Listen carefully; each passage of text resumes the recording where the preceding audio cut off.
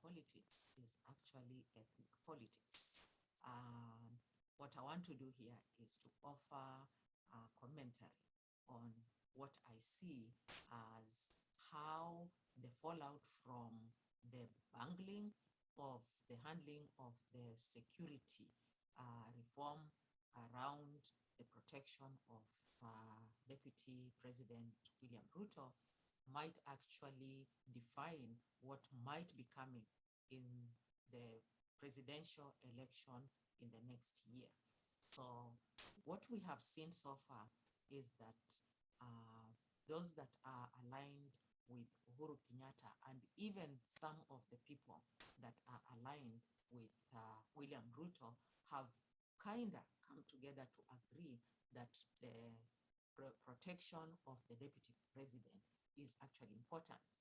However, within that context, the presentation and the narratives that are developing might be problematic, particularly for the William Ruto camp. We will take, for example, the comment by Senator Cherargei that those who are undermining or those who seem to be humiliating William Ruto should understand that he is going to be taking over the office and they're going to work under him. I want us to read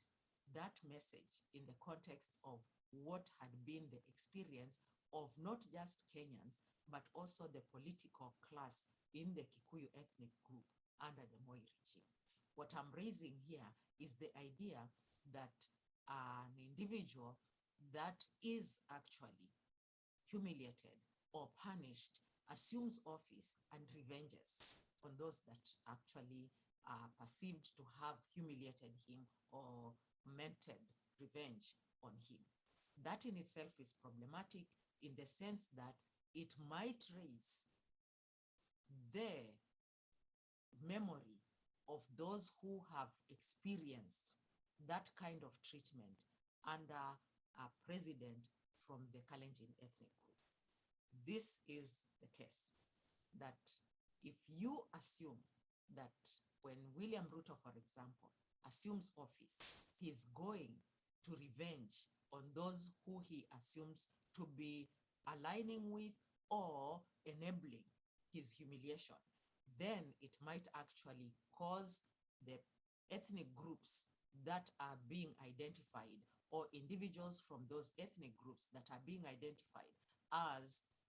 enabling that to actually pause and therefore decide whether or not they should really support William Ruto for his candidature. I see it this way,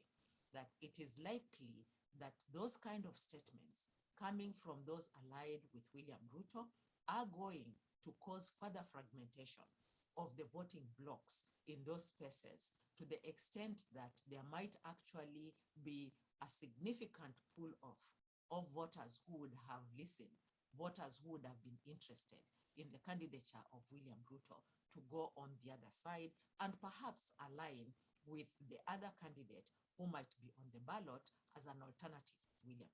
Ruto. So we think of what would have been happening in terms of what the experience from history tells us. There were people who were sacked at 1 o'clock during the Moi regime. There were people who actually had even